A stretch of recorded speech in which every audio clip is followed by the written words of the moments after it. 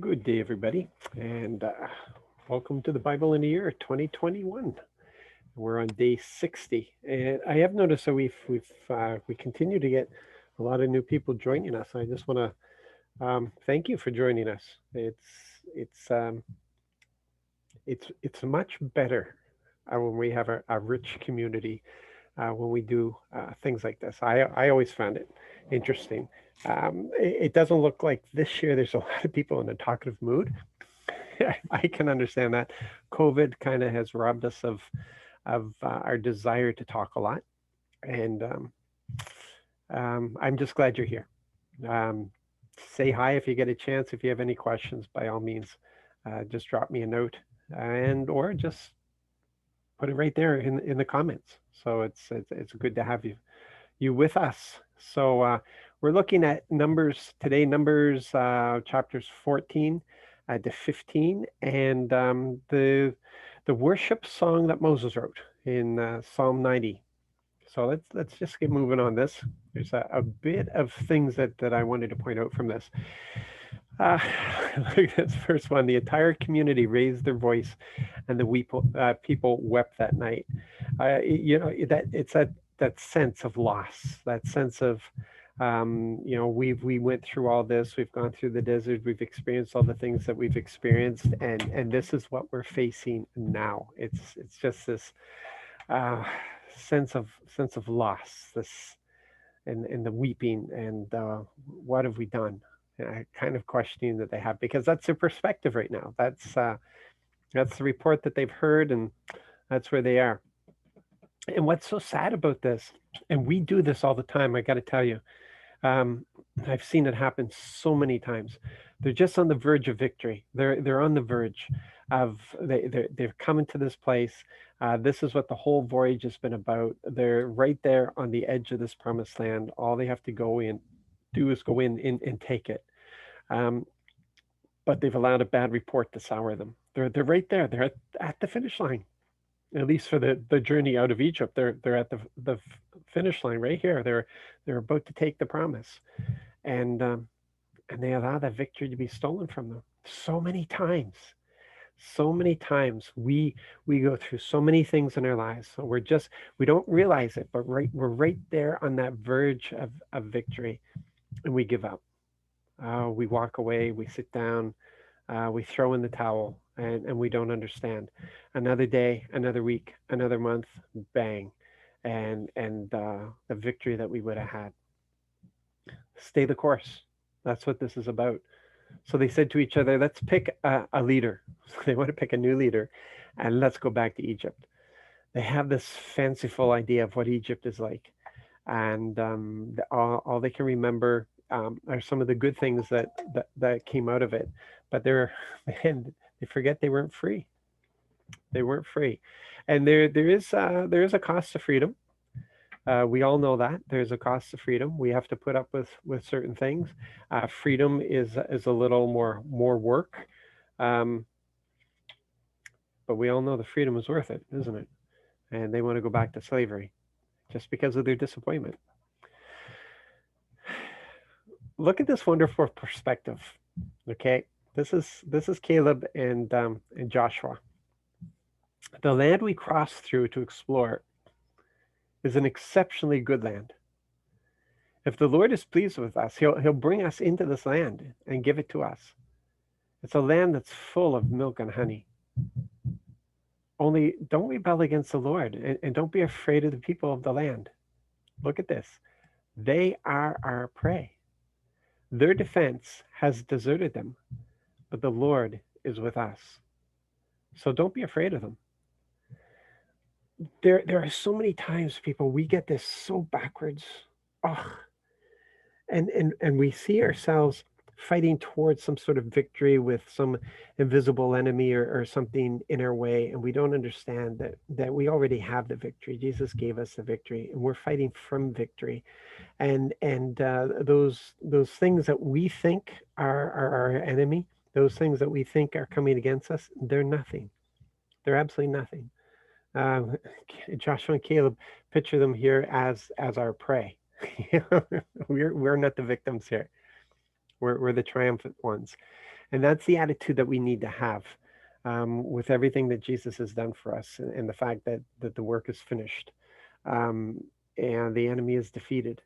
And we're just here to mop things up and to get as many people on board as possible. We're involved in a rescue mission right now. That's what we are. Jesus has done all the work, everything. Salvation is not our work. That's His work, and we're just here to throw out those lifelines. We're here to help people get on board. And step out of their misery, step out of a life that's a lack of joy, step out of that place where there's no peace, and coming to a life that is complete. It's absolutely complete. So don't be afraid. Don't be afraid. We've got nothing to fear. That's so important. That's what Jesus said. Like, don't worry. Well, don't worry. Don't be afraid. Dad knows what you need, he says, but you pursue the things of the kingdom, and that's people. That's people. Yeah. Okay. So Numbers 14, verses 11 to 12. Uh, yeah, here's a good question. What will it take? The Lord said to Moses, how long will these people disrespect me? And how long will they doubt me after all the signs that I performed among them? That's a question for today as well.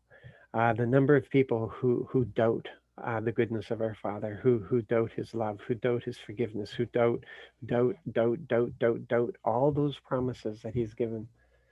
How long? How long? See, not even the cross. I mean, they've got all these miracles, all these things. He's been feeding them manna. He's provided meat. He's provided water. He's rescued them from Egypt. He's done it with power, like incredible power that's never been seen before. Um, and they don't know. How long will these people disrespect me? He says, I'll strike them down with a plague and disown them. Then I'll make you into a great nation, stronger than they. So this is the second time that he's expressed this desire. The first time was when they were worshiping the golden calf and they had turned against him, and here they've turned their back on his promise. On like it's not just this isn't just about them. He has raised them up as his instrument to come in, and there's 5 nations that he wants to destroy and remove from the face of the planet because of their wickedness, because of their immorality towards him, and the things that they've gotten involved in. And he wants Israel to come in. And now they're not willing to be that instrument. He's raised them up. He's grown them. He's provided for them. He's taken care of them. And he needs them to be this instrument for them. Then he will establish them, and they will be the shining example to all other nations what it is to belong to Yahweh. And they've totally disappointed him here. They basically said, we don't trust you. They won't go in and do what he has really created them to do. They refuse to do it, and yeah, disrespect, man, disrespect the covenant that he made for them. He gave them all those promises, and they're saying we don't trust you. But look at Moses' response here. Verses 15 to 16. If you kill these people, every last one of them, the nations who heard about you will say, the Lord wasn't able to bring these people to the land that he solemnly promised to give them. So he slaughtered them in the desert. It's the same thing that he presented to Yahweh the first time, and he was talking about the Egyptians. What will the Egyptians say? What will the Egyptians think? And he's going for the same thing here about their reputation. Um, it's important, and here he then reminds him, and this is something important for us to understand. We are allowed to remind Yahweh of the promises. We're allowed to remind Yahweh who he is. We're allowed to remind Dad that he is loving, that he is forgiving, that he is merciful, that he is a healer. We're allowed to do that. And in fact, he loves to hear that, because what we're telling him is, hey, we see you. We know who you are. We know who you are. And he loves to hear that. So here Moses, look, now let my master's power Be as great as you declared when you said, the Lord is very patient. Notice what the power is. The Lord is very patient and absolutely loyal, forgiving wrongs and disloyalty. The power isn't the division of of the sea. It's not the providing of the manna. It's not the defeat of the enemies. It's this. Look how powerful he is. He can be patient with those who try his patience. He's absolutely loyal to those who do not deserve his loyalty, forgiving wrongs and forgiving their disloyalty. Yet he doesn't forego all punishment. Yeah, see how smack on Moses knows Yahweh here. Like it's not a matter of you just let happen what happens. Even to this day, he still brings in discipline for the purpose of building up and encouraging and helping us. Not not a not a punishment that is a vengeful thing, but a correction. You know, and you can put that word in there. It's a correction that happens, a disciplining the grandchildren and the great grandchildren for their ancestors' wrongs. What does that mean? It means bringing in that correction, reminding them, listen, this is where your ancestors got it wrong. Um, this is where they got it wrong, and I don't want you going in that same direction. And so he brings in some correction there. You know, it's like parents who've experienced something with the older children, and they're more cautious with the younger children, and they deal with things much faster to make sure that the younger children don't go in that same direction. So this is what we're talking about. And this is, you know, Moses is reminding him, this is who you are. Please forgive the wrongs of these people because of your absolute loyalty, because of you. Don't forgive them because they merit it, but we forgive them because of who you are, because of your absolute loyalty, just as you've forgiven these people from their time in Egypt until now. Like, yeah, just keep doing the same thing. Come on, Yahweh, keep doing the same thing. And so here we get Yahweh's response. And you got to remember that these people, the reason that these things are being dealt with in this way, they aren't covered by Jesus. So don't look at the Old Testament and think the same thing applies today, because it's dealt with differently because we have Jesus. Like if you live the New Old Testament, what you're saying is we didn't need the cross. We didn't need Jesus' death. We can do this ourselves with that, but we can't. We need Jesus. And Jesus puts us in a different bracket, in a different place. So understand that as we read through this, don't just see Dad's heart in this, okay? He's still he's still the creator who is offended by wrong, who is offended by injustice, who is offended by immorality, the way we treat each other. He is offended by immorality towards himself, the disrespect of people. He is offended by these things. But what happens is that Jesus comes, and he has covered us. So those offenses are gone. Those offenses are covered, and we can come into that presence, and it's a beautiful thing. So he says here to Moses, I will forgive as you requested, but as I live and as the Lord's glory fills the entire earth, none of the men who saw my glory and the signs I did in Egypt and in the desert, but tested me these 10 times and haven't listened to my voice, will see the land I promised to their ancestors. All who disrespected me won't see it. Okay, so he makes it absolutely clear, like, okay, I'm not going to punish the whole nation, only those who knew better, only those who should have known better. I, I no, they're not going in. They did not get to step into this promise because they should have known better. They've seen everything. They've experienced all this, and still they disrespected me. So no, they're not going to go in. So that's justice. That's what it looks like without Jesus Christ. I'll tell you that right now. That's what it looks like without Jesus. So, Numbers 14, verses 32 to 33.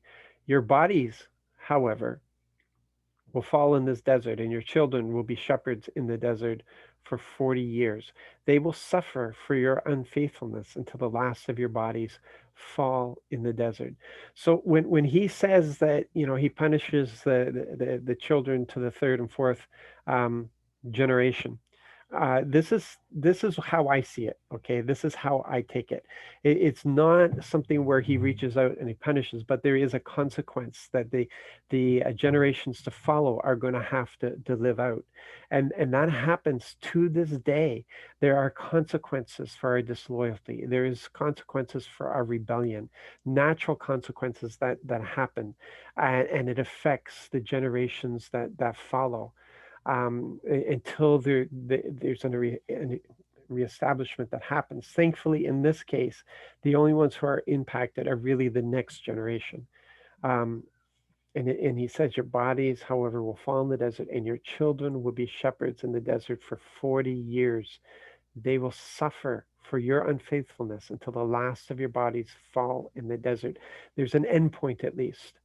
And then he will bring these, a new generation, new warriors. And to be honest, this is going to be the best generation that Israel ever had. This generation that comes out of the desert into the promised land. They are true, they are loyal, they are strong, and they go to the end of it. And we know that it's after the elders. So this after this generation dies out, that the next generation starts struggling, starts having problems. But this generation that he's talking about, who are suffering and because of what their parents' actions, they're actually going to come out of this incredibly strong. In verses 36 to 37, we see there's an immediate and direct consequence for those who spread rumors and lied, who absolutely just lied to the people. The men whom Moses sent out to explore the land had returned and caused the entire community to complain against him by starting a rumor about the land. These men died by a plague in the Lord's presence on account of their false rumor. Yeah.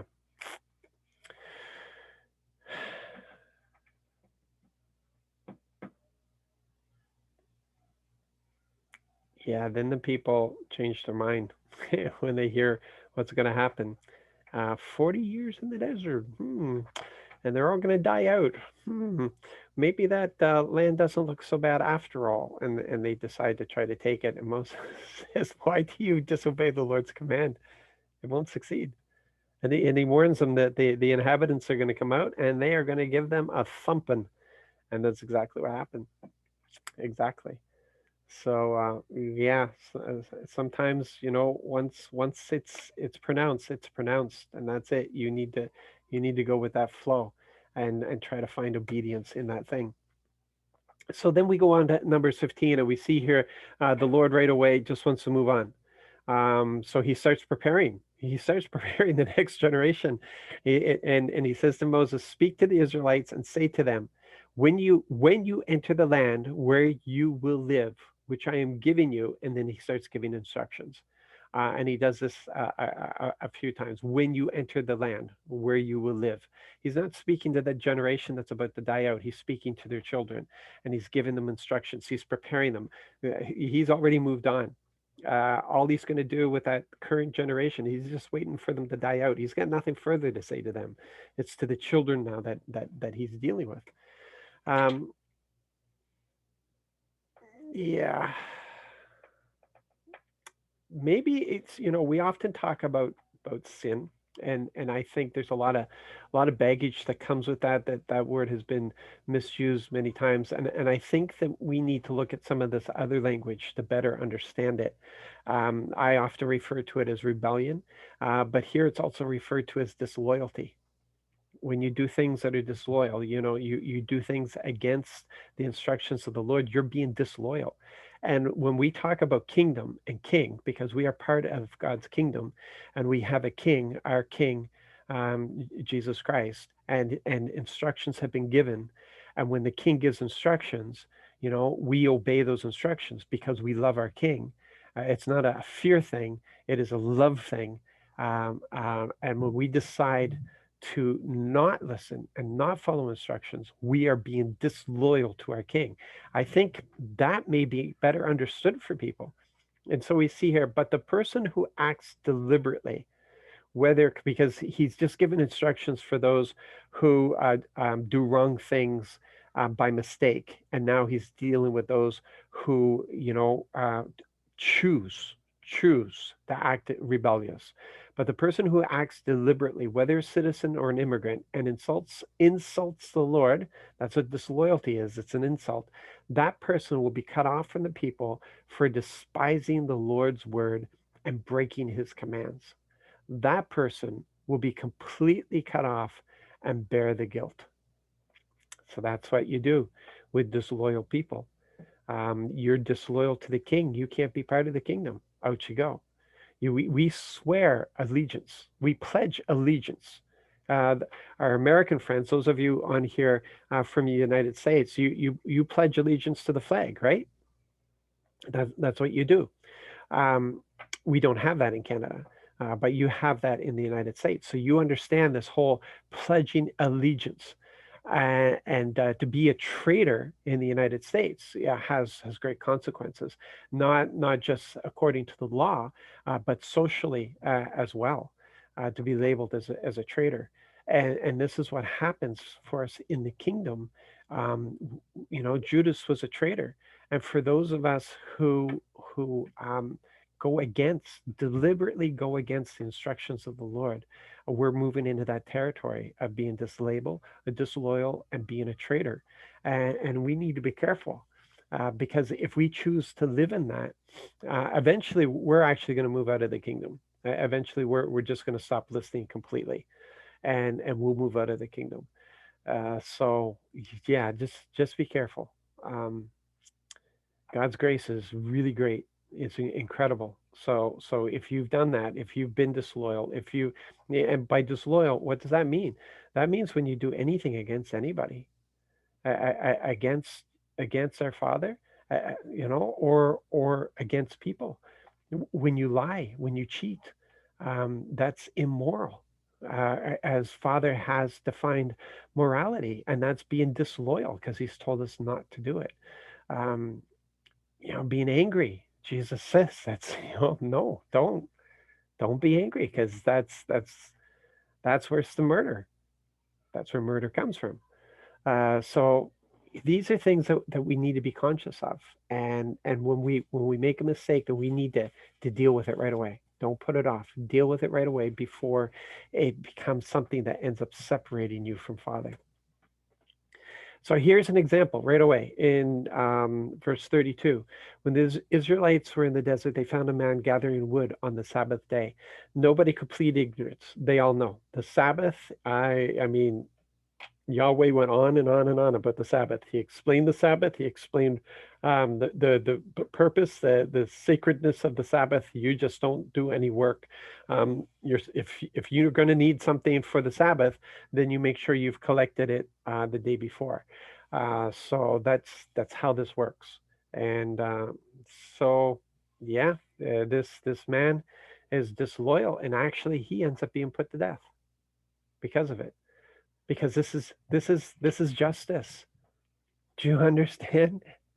Jesus Christ covers us so that we no longer have the condemnation under the law. He has completed the law. The law is made complete in us. Um, so understand that. But we're expected, because of love, to be loyal, and not to act deliberately against our Father. And this was a deliberate act, and justice dictates. Without the blood of Jesus, this man faced death. That's how it is. And then he gives them a physical reminder, because really they need a physical reminder. We have a reminder in the Spirit in us all the time. All the time, He is our reminder. We just need to pay attention to Him. We need to be sensitive to Him, and He reminds us of things all the time. But their reminder, this will be your fringe. You will see it and remember all the Lord's commands and do them. Then you won't go exploring the lusts of your own heart or your eyes. In this way, you'll remember to do all my commands. Then you will be holy to your God. Then we have this wonderful psalm from Moses, and we're not gonna I'm not gonna go through all of that. I just want to point out the different parts of it to you, because here we're seeing Moses' heart, we're seeing his perspective, we're seeing this heart of worship that he has. So in the first two verses, it's where Moses is acknowledging the greatness of Yahweh.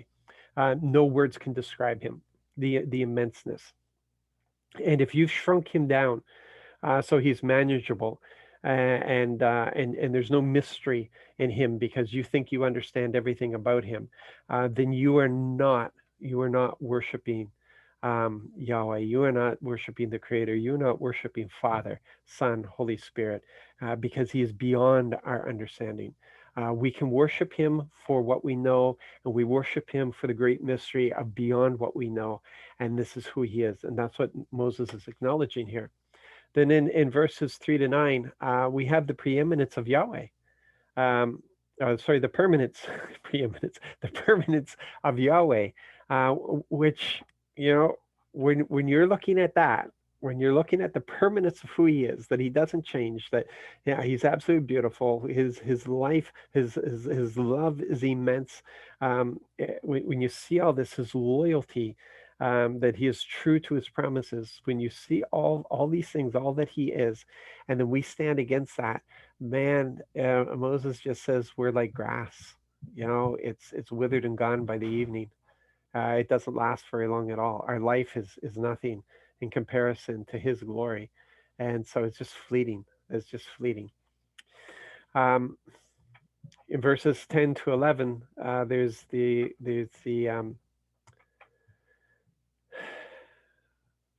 acknowledgement. I guess that's the best way to put it there. There's the acknowledgement that life is filled with challenges and struggles. Look at that. It's absolutely filled with challenges and struggles.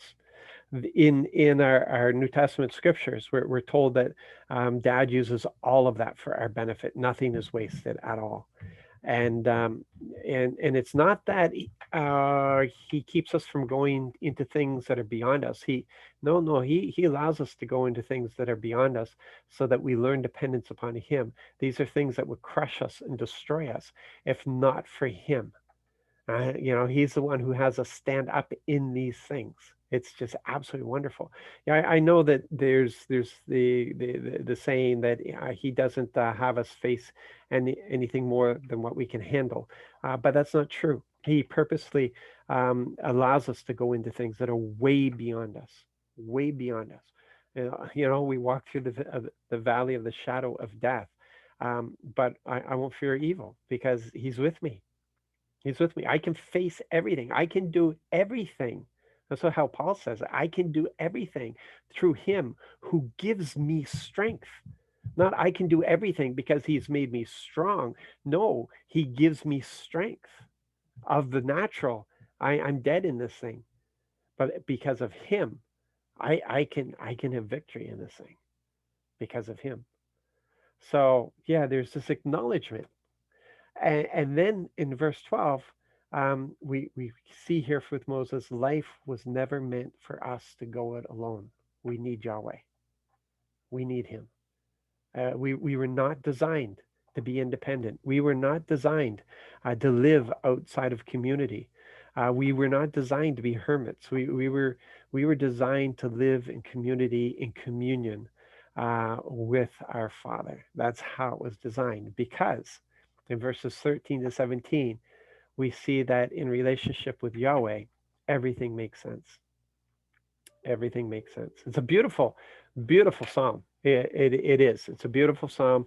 And this is what Moses has developed as his worship, as he walks with Yahweh, and as he represents the people to Yahweh and Yahweh to the people. It's just this is what comes out of it, and we should pay attention because he had quite the insights with Yahweh.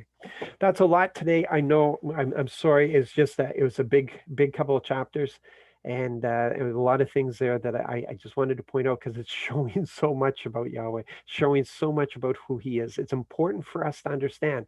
Yes, we are under grace, but He is a God of justice. He is a God of justice.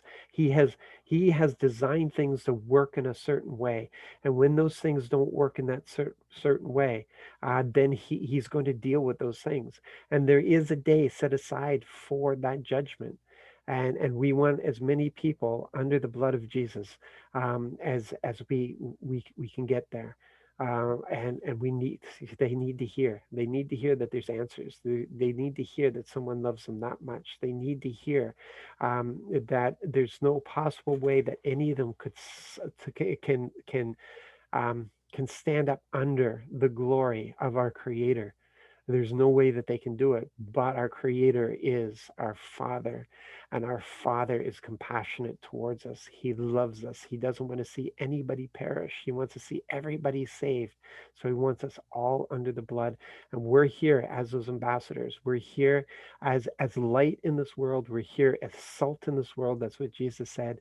We're here to just shine for Him, so people would see just how beautiful the kingdom is and how beautiful the design of the Father and the desire of the Father is. So there you go. You guys just have an incredible day, will you? Just really enjoy your life. Enjoy your life in Jesus Christ. Enjoy your life and the freedoms that He has given to us. You are free from all guilt because that's what He has declared, and He has given you peace and He has given you joy, and you can laugh loud and you can enjoy the people around you that He's giving you to love, and yeah, let's just shine for Him today. Glad you guys are with me in this, and we'll talk some more tomorrow. God bless.